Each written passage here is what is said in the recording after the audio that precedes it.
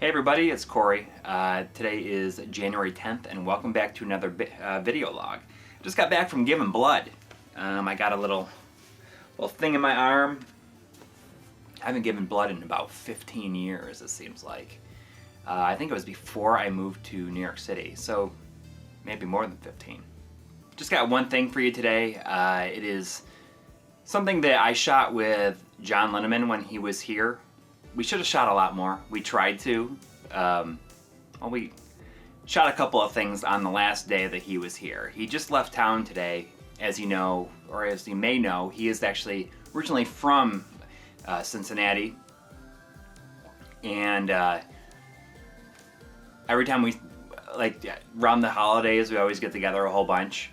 Or at least we have for the last 3 years now, and. Last year we shot something kind of fun in the back room when we were going through a bunch of games. But this year we just shot a couple of videos of us going through old magazines, because that's one of my favorite things to do lately. And this week we're going through this issue of Electronic Gaming Monthly, one of my favorite issues ever. That's the reveal of the Mega CD.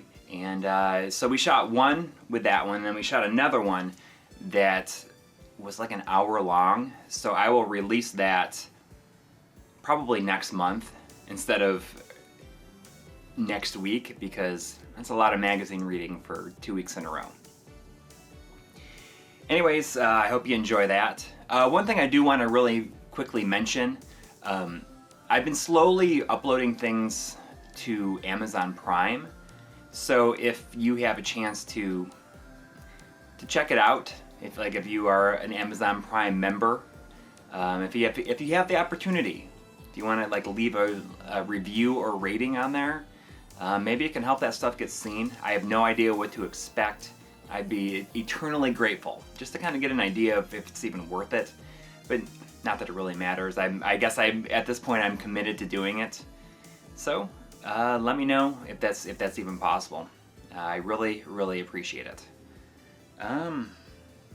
So yeah, that's all we got, and enjoy.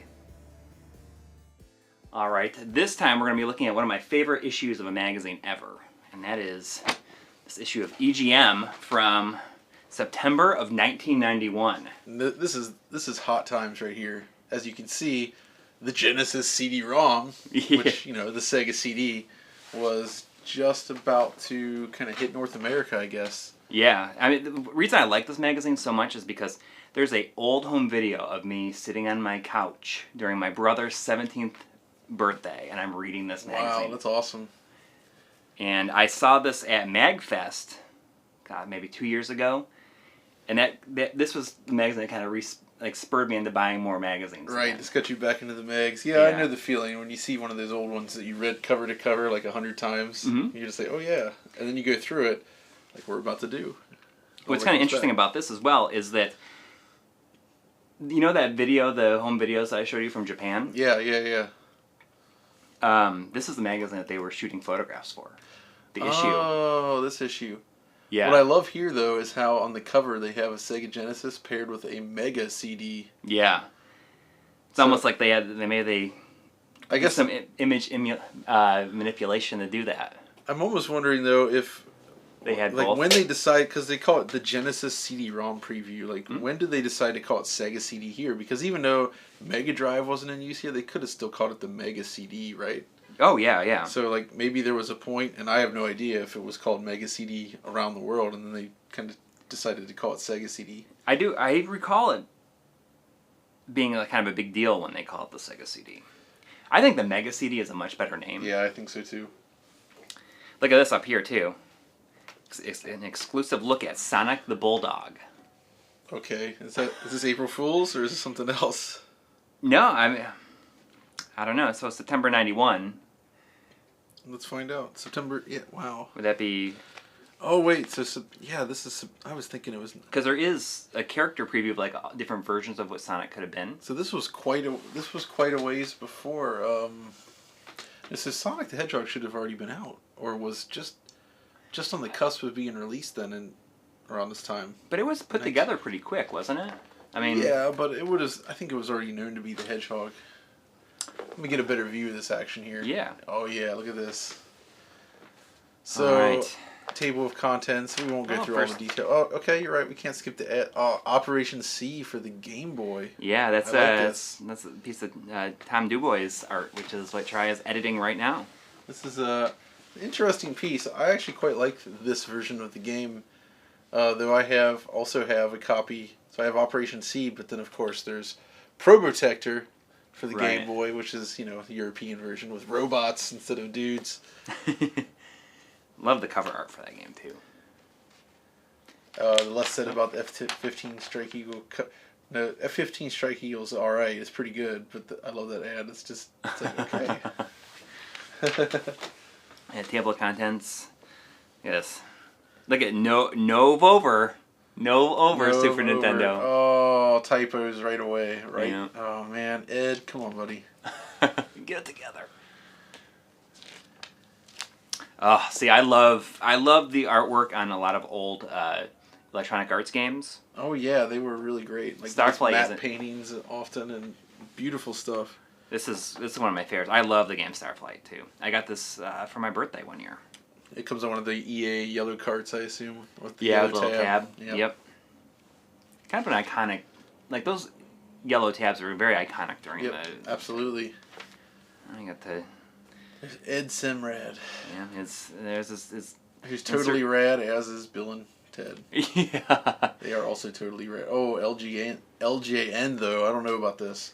Well, I haven't actually played Bill and Ted's Excellent Adventure, the video game. Me either. I suspect it's terrible. I'm sure that it is, but I love those movies a lot, especially the first one. But the second one is interesting because it seems like they really they really were thinking outside the box with the second one. Oh yeah, Toe Jam and Earl there. Got the legal.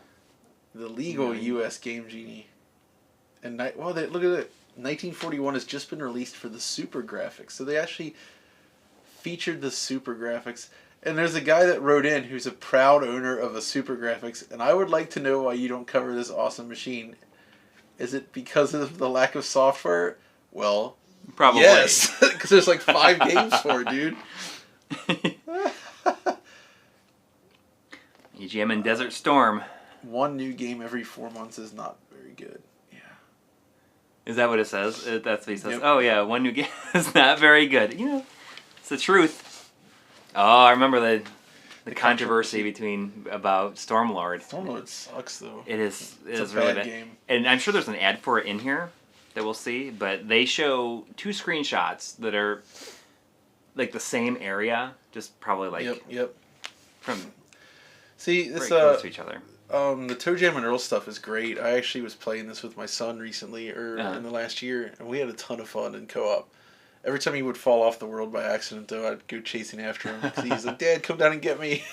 And it had the dynamic split screen. Oh, it was amazing in that regard. Yeah, it works really well. It's a bit of a slow game. It's not, it's strange, but it's surprisingly fun in 2-player. Yeah. I'm a fan. Yeah, it's one game that I should have. I know Try really likes it too.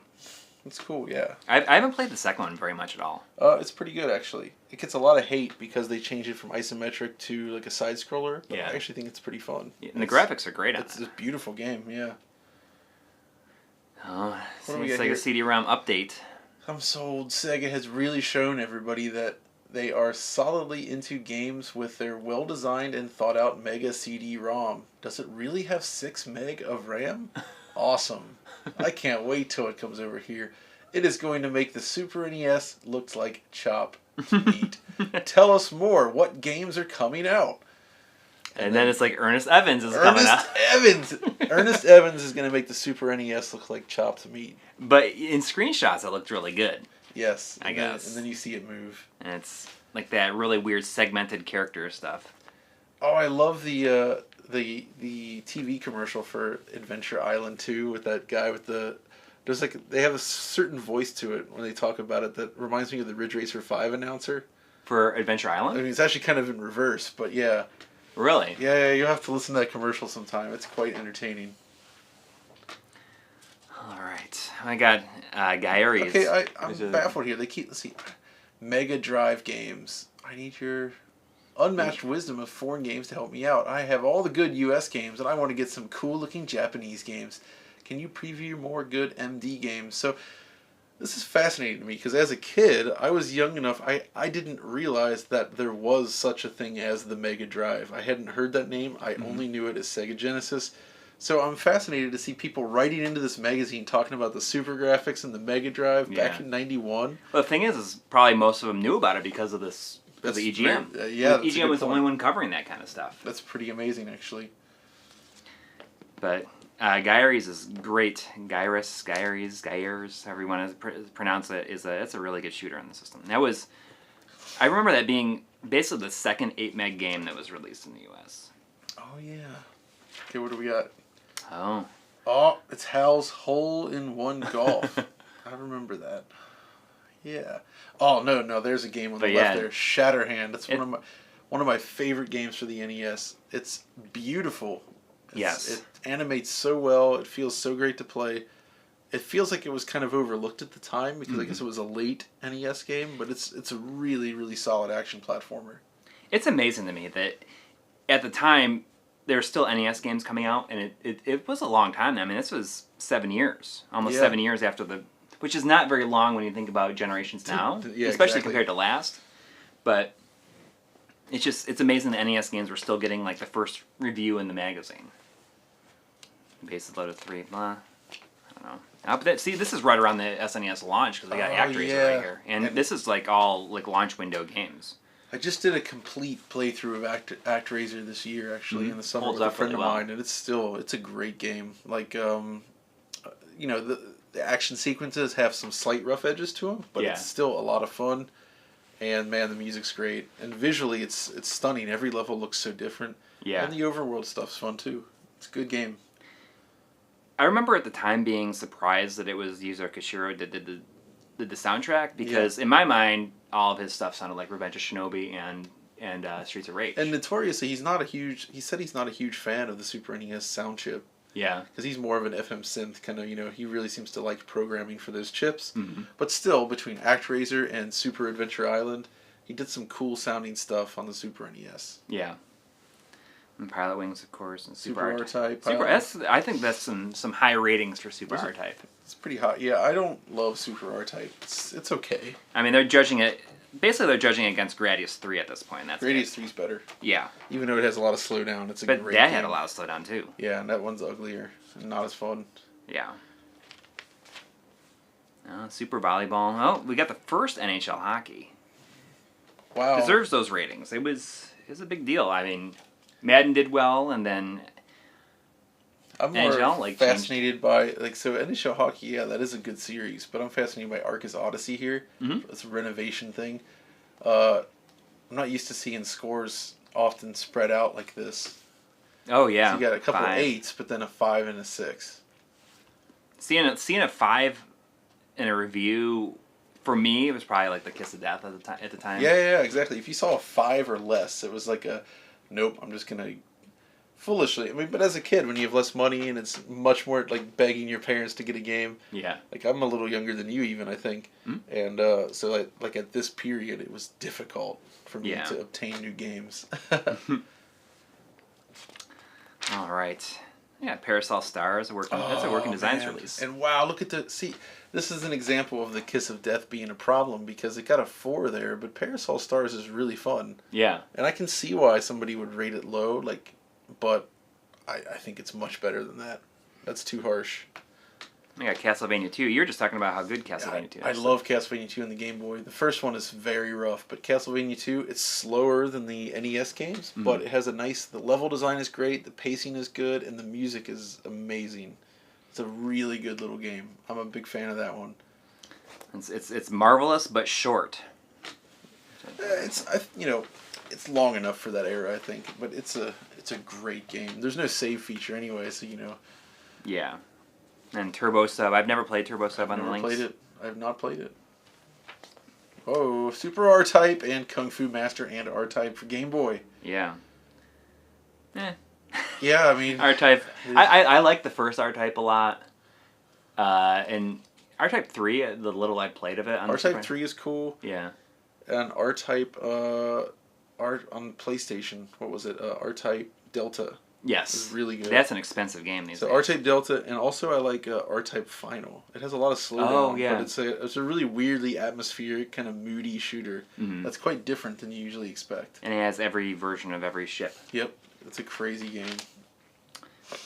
Oh, I got the games of September of 1991. Tokai Inc. present the games. They're not all Vic Tokai. No.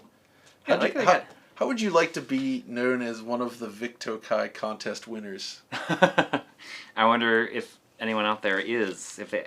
I always wondered about this kind of stuff. Exactly. Like if actually anybody won this stuff. I do love how they have Neo Geo down there in the corner, but nothing under there. It's just a placeholder, just in case. Just in case something comes out. What do we got here? Oh, I love the gaming gossip. And the Quarterman. Yeah, let's see what's accurate here. Hold on to your joysticks, boys and girls. The big bopper is back. Okay, with more of the meatiest gossip from the inside and out. The video game world. Okay. The Super NES CD-ROM drive. It appears the Big N won't be hitting with their advanced CDI drive that's now being developed by Philips until August of '92. So there's accuracy there. That's true. And the fact that Philips had taken over. Meanwhile, the Q-Man has learned that from Terry A. that the Sony PlayStation system, PlayStation, which is a little more than a CD-ROM Super NES hybrid. Won't be showing up in the Land of the Rising Sun. That's right.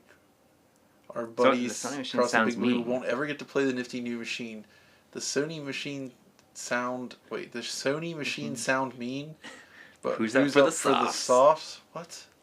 In other CD-ROM news, Sega's Super CD system, which was shown to the U.S. game fans for the first time in last month's issue of EGM, will be getting a shot in the arm for the folks at JVC, who are set to market a dual console that plays both carts and Mega CD discs. That's right. Yeah. That's an expensive one, actually. What's one of the JVC systems? There's a specific one that I really like the look of. Is it the XI? It's the one that's like very rectangular in the side, but then has the circular trail on the other. It's like super slick looking. I think it is the XI. It's either the XI or the Wonder Mega. Yeah. Those are great. Look at Atari has finally unveiled the Lynx 2. The company doesn't like to call it that. Quarterman finds that the device is totally buff with new features that cool. I have a Lynx. I assume the Lynx 2 is literally just the up. Like I have the football one. It's the thick version, the smaller but thicker. Yeah. I don't like that one as much. Star Wars trilogy on Nintendo. I love the Super Star Wars games. They're interesting. Yeah, they're pretty cool. The first one is the best. The second and third one are a little bit too long, I think. Amazing Penguin ad over there. And Tailgater. Tail slamming action. Okay, what's from Natsume? Let's see what else we got. Game Genie code. Oh, it was big news, I guess, because the Game Genie could be sold legally now. That's right. Crossfire from Cayugo of America. Just so many weird companies at the time. You know, thinking of the Game Genie and the legal stuff, we're kind of filming this right around the time when that ruling came down about Japan and modding. Oh yeah. Modding stuff is now considered illegal. I need to look into more details and to see how this affects known modders. Like, what does this mean for people like Katsukity? Doing modified systems like that. Will he even be able to sell it anymore? Yeah, I'm a little bit worried about this. I just heard about that last night. I just kind of went in one ear and out the other. Slaughter Sport. A lot of weird fighting games on it. Yeah, this is a game I don't think I'm familiar with at all. I've never played this. This isn't the one that became Mandu's Fight Palace, is it? Oh, here we go. See, I love how these screenshots look because they're definitely just taking them off the monitors. But these are the photos that they were taking in that video. That's right. Nostalgia 1907 is. I mean, did this game ever even come out? I don't think so. Because I certainly don't... I can't think of that actually being released. When I was a kid, I didn't know how to say nostalgia. I used to call it nostiglia. Nostiglia? I know that. But of course, First Lunar is an amazing game. One of my favorite games of all time. Probably in my top 5. Yeah. Lunar is really cool. And that's... Man, I love that art. Yeah. I don't draw games like that anymore. Nobunaga, and there's Ernest Evans. There it is, Ernest Evans. It looks so cool in those shots. They try to pitch it as a sequel to El Viento. I mean, isn't that all related though? Like, there's like Wolf Team games. They're all kind of, it's like a pseudo trilogy. There's like maybe. Ernest Evans, El Viento, and wasn't there another one? I'm forgetting the name. There was a third one, kind of part of that. Oh well. I don't remember, but I mean it says. Oh, so you do meet. So you meet Annette during your travels. So maybe you do. Maybe it is actual, like, takes place in that world. Because El Viento is set in the 20s also. Okay, cool. Because it has all the gangsters and everything in it. And there's of course the demo. Oh yeah, the Sega Mega Drive CD demo disc. That's interesting. I don't know if Fairy ever came out. Oh, what could that be? I don't know. Oh, there's Taito games over there. Yeah. That's Sagaia is one of those, like, I didn't realize until recently that was a Darius. Yeah. It's related to that. I mean, you can tell by the ship and everything. I just didn't think about it. Fighting Monsters. Konami Golf. Konami Golf for Game Boy. Riding Trad. Look at that. That's awesome. Wow. That's a pretty sweet ad. Yeah. For both of those games. So they split that up. I love how these screenshots look in here too. Oh, of course they had to take these screenshots off of the arcade game. And they used that contraption they put up against the screen.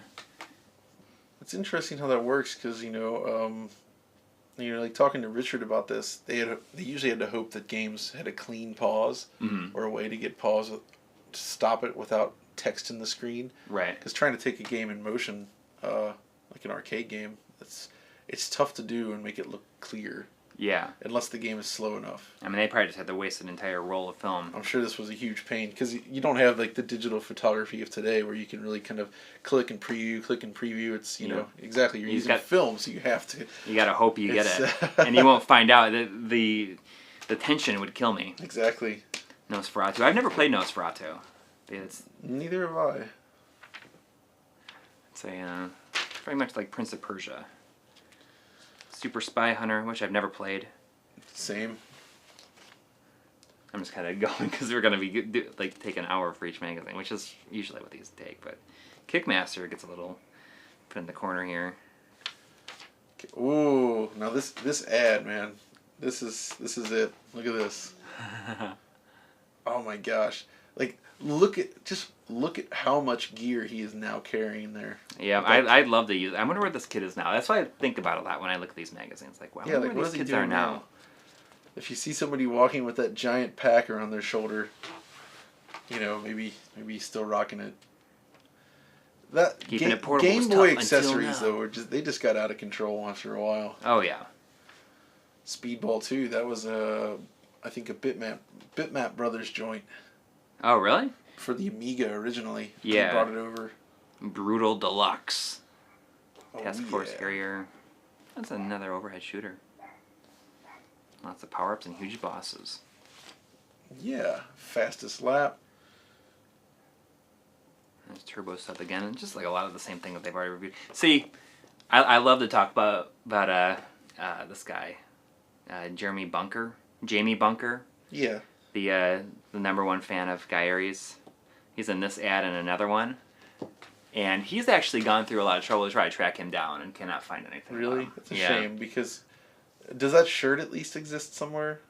I really want that shirt. Take home a free T-shirt when you purchase the game. So. Oh my gosh, I need that shirt. Yeah, I wonder if anybody out there actually has one. It is a great game, but this guy, he's kind of famous for this. He did one other ad as well. That's awesome. But Gaiaris is number one. I feel like it was made by a Japanese company. The ad. He's number one. But in the other one, his name is Jamie Bunker. So it's Jamie Bunker, professional gamer. Excellent. Now, before you flip, though, if you look at the previews there, we have Battletoads and Sonic the Hedgehog. Yeah. So Two this is very well-known games. So I wonder where this whole Sonic the Bulldog is coming from. I wonder if we'll find out. I don't know if that was it a typo, a fake thing? Like, I don't... Maybe. I'm curious. Because I feel like Sonic would have just been out. No, it would be, if this is September, Sonic should have been out. It was August, I think, right? I don't know. Oh, in the U.S., I feel like it was June. Maybe it was June of 91. It would be, because this is just showing, like, the last level. That's right. So, it would have already been out for sure. So, it would have just a couple months, though. That's true. Yeah, okay, the first release was June 23rd, Okay. 1991. Because I remember it came out right at the very end. Right. It would have been the end of so it was around 5th grade then for me. I remember getting up before school. Oh, Vice Project Doom. I love that game. It's a very good game. I played that on stream and beat it. That's awesome. There's Stormlord up there. Stormlord. Yeah. It's the extra man trick. Totally rad. Which was remade. And Roland's Curse. I never played Roland's Curse. Battletoads. It's Ultimate Basketball. Trash all those other basketball cartridges. Ultimate Basketball captures all the thrills and intensity of a real full-court basketball game. You are in command, leading the court, making the plays, and scoring the points. This is great. You are in command. That's right. Look at that. Look at they took a screenshot and just or took a photograph and cut it out. Wow, that's... it looks like somebody cut it out on the page, too. What did they cut out? Something Stormlord. Maybe they cut out the naked fairies. No. We just had this realization. Like, that's... I think you're right. I think that's exactly what happened. They cut out the Stormlord piece because of the ladies. This is... Oh, we got the TurboGrafx TurboGrafx CD player. CD Power? No, it says player up here. Oh yeah, at the top there, yeah. High-tech gaming. Which technically is not wrong. That's it's true. not a CD-ROM. I mean, you can take it with you. That's true. It was a neat machine. Yeah, look at all those CDs. Yeah, not 4 meg, not 8 meg, not 12 meg.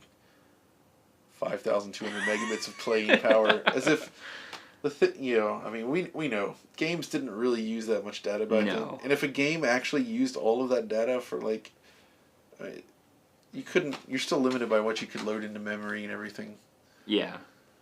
Still, that's a great system. It's a shame that they the TurboGrafx with the CD just doesn't look as cool as the PC Engine with the RAL 30. Yeah. And the that little the suitcase thing. Oh yeah.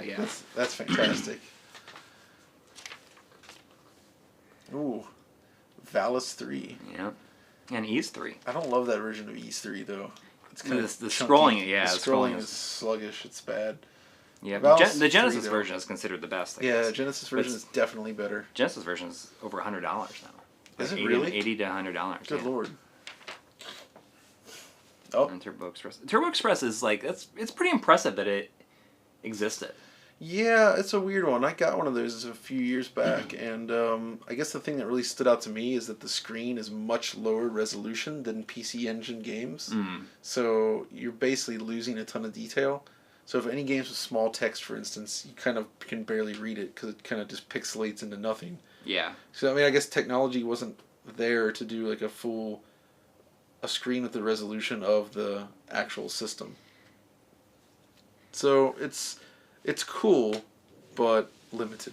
It's as small as the PC Engine was. It's still pretty impressive they were able to get into that. Yeah, actually, and it feels a lot less chunkier. It feels like a slightly thicker, bigger Game Boy, as opposed to like the Lynx or something, or even the Game Gear. It's a little more reasonable. This is like a big TurboGrafx. It's Turbo Champ. That's why, because it's probably like the Turbo Champ section. Yeah, silent debuggers. I see Bonk poking his head through there. Yeah. Bonk's Revenge. Bonk's Revenge is the best game. Yeah, Bonk's Revenge is the best Bonk. It's a genuinely great game. Yeah. Sports Mania, all the TV sports. Multiplayer. Look at how happy they are and how 90s they are. Bomberman. I got Parasol Stars. Like, we just trashed this game in the reviews, but here's a little segment on it. But it's good. Turbo Kids. Ooh, Tailspin. Yeah. At least they don't have Darkwing Duck for the PC Engine in there. We might have to skip through this unless that's an ad. For we don't need to look at the Altered Space strategy guide. Sony ImageSoft. Actually, that looks kind of impressive. It's an isometric Game Boy game. Is that what this is? Yeah. Look at that big map thing they created there. Yeah, that's pretty impressive that they put that together. That's awesome. Look at that. It took a while. I really like the way that looks. I really got a lot on this game. I'm just going to skip through all this. Geo games and electronics. Oh, here we go. The making of Sonic the Hedgehog. Wow. So there's Sonic the Bulldog right there. Sonic the Bulldog. That's why they said that. Okay. This is the finalist. So it was a contest to design a hero. Yeah. All the employees did it, and I think Naoto Oshima had like a couple different designs, like a rabbit as well, I believe. Mm-hmm. It's interesting that Robotnik was there too. Yeah. You notice so they have like look at that this one here. They have it almost looks like a CGI render. Yeah. Of Sonic all the way back then. I wonder where that statue is now. Yeah. That's cool looking. Sonic the Wolf. That's kind of cool though. I mean, wow, I love these. You can definitely tell. I mean, Sonic is the clear winner. Oh yeah, this is here as well. The comparison at CES. Comparing it with Super Mario World. Oh, yeah. And you recognize the, we were talking about that the other day, the cover thing? Yeah. It's the European. Yep. That's cool. Yeah. Love this game. You should read this. I wonder if there's any information that is, like, forgotten information. Because this kind of articles are interesting because they're contemporary. Yeah. So like they're written from a different viewpoint. They don't yet have the knowledge of what Sonic would become, or there's no history there. This is just the information they're finding out, and they kind of see it, and I guess in a different way than we would now. And I think that's kind of neat. Yeah, I agree. Oh, here's Shatterhand. Yes. The fact file of Shatterhand. Pool of Radiance. Yeah, it's like the Phantasy Star style dungeons. Trog. I remember this game in the arcade. It used like the claymation. Trog. Got Lisa Simpson up there in the middle. It's Trog. Yeah, super R-Type. I love this kind of stuff though. That is actually something I really miss from these magazines because it's not really possible with 3D games. Yeah. But I love that capturing or photographing an entire chunk of a stage and piecing it together in that way. Yeah. What a cool thing. F-Zero. I mean, that's crazy. It's brand new, basically, at the time. Yeah, you're right. That was and it was impressive. Absolutely. I think a DF Retro on F-Zero GX is probably like the one that I would. I could do the whole F-Zero series. There's not many. Yeah. So this is. I mean, you remember like looking at the chips and bits? Oh yeah, heck yeah! I used to just seeing all the names. I would take like a highlighter or like a pencil or something and like kind of draw on the ones I wanted. Yep. Yep. I mean, I remember just looking through and being like, oh, these games. And I remember seeing like Neo Geo stuff in there and always being like, what the heck even is this? Yeah. Like, why does it cost hundreds of dollars? But I mean, a lot of these games, people love to say, oh, games are so expensive now. But you see some of these prices, and a lot of these games, like they're like, $50 to $60 at the time, which was much more expensive now. Like, oh, games used to be so much cheaper, but no, they were never cheaper. I mean, the most expensive period is the late Genesis SNES, and then obviously Nintendo 64. Right. Games were regularly 70, 80, 90, or $100 in like Virtua Racing and Phantasy Star 4's case. Yep. Very expensive. Yep. I mean, I have in the paperwork for my with my Chrono Trigger, it's like, oh, you can order these games for just $69.99. Yep. Shine in the Darkness. Oh yes. Not a big fan. Not a big fan. I'm not a big fan of like dungeon crawlers. Like, I like the first person dungeon. It was obviously playing up on the Phantasy Star style, but you know, you go back to the town. You just get a little bit deeper. Yeah, every time. I didn't find those that compelling either. Yeah. Oh, here it is, Die Hard Game Store. So the you know, Game Store. There's Dave Halverson right there. So I mean, this would be the story goes is that the Die Hard game fan had an ad in EGM, and then Steve Harris told Dave Halverson he wouldn't allow him to put an ads in his magazine anymore. So he was like, "Screw you! I'm going to go start my own magazine." That's crazy. What is that monitor they have down there in the lower left corner? I can't tell.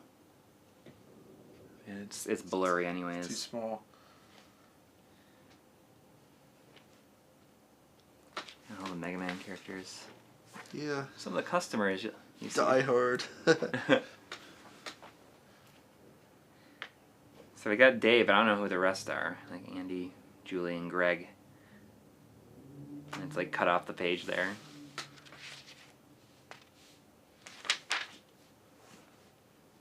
I wonder if anybody is watching this show, did you ever go to the Die Hard game store? Yeah, like, I wonder what it was like in there. Riding Trad. Okay. I mean, it's okay. And there's first NHL hockey. That's right. Again, I love good. that. They have the full hockey rink there. Yeah. That's awesome. Arcus Odyssey, that's another renovation game. Yep. I mean, not a big fan. Haven't really played it much, though. Ooh, that's a piece of garbage. That is hot trash. I've never played it. Runs at like 15 FPS. And Does it's it really? Awful to play. I think every time you die, I think it says like "eat my shorts" or something. Of course it does. Don't have a cowman. Something like that. Like, it's just a terrible game. Oh yeah, Blades of Steel. It's always like Blades of Steel or Dwubble Dwibble. Dwubble Dwibble. Of course, the classic was D-17 Bomber. Oh, I've never heard that one. Those old voices, man. Ooh, it's Slider. Solitaire poker. Yeah. No, I have never enjoyed anything like that. Game Gear screen looks pretty good there, though. Is that an accurate photo? Probably not. It's got a McWill screen in it. From way back in the day. The TV tuner. I used to fantasize about having the TV tuner and watching The Simpsons. Oh. It never happened. I did not have the TV tuner. I didn't get a Game Gear until late, though. Like, very late in its life. Because it was expensive. Oh. Streets of Rage is pretty new. Streets of Rage came out right before Super NES, in the US at least. That's kind of good, though, because it hit around the time Final Fight would have come after then, and that was a one-player thing. And that was one of those games I remember even back then, like, you know, at kids on the playground, you know, the fact that it was only one player was always a talking point. Yeah. Like, you can only play one player on that. That sucks. I love the first Streets of Rage. It's very simple compared to what came afterwards, but... Yeah, I do like it. It always bugged me that it runs at 30 frames per second. Yeah. Even back then, I noticed that it didn't feel quite as smooth. And then you load up the second one, and everything is bigger, bolder, and smoother. Yeah. But it's still fun. It's a cool game. See, I kind of like the soundtrack in the first one more than the second one. Really? Yeah. Wow. I mean, the first one has a great soundtrack, but 2, I think, for me, it just kills it. 3, though, gets weird. Lucky Dime Caper. Lucky Dime Caper. For the Master System. Yeah, I mean, a lot of these This is a very impressive Master System game, though. I've never played it, have you? Yeah, I have. It's really nicely animated. It's got big, colorful, smooth sprites. It's definitely one of the best-looking games on there. Mm-hmm. Sega was on fire at the time with these Disney games. Heck yeah, they were. Castle of Illusion and Quackshot, and then this, and even the Master System version of Castle of Illusion is very good too. It is. Saint Sword, never played it. Nope, honestly. Haven't played that. Or Devilish. I know Devilish, but I don't think I've... So Devilish has a soundtrack by Hitoshi Sakamoto. Wow. Okay.